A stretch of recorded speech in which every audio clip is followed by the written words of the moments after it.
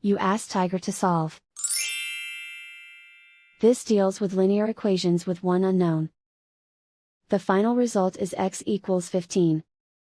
Let's solve it step by step. Group all constants on the right side of the equation. Add 55 to both sides. Simplify the arithmetic.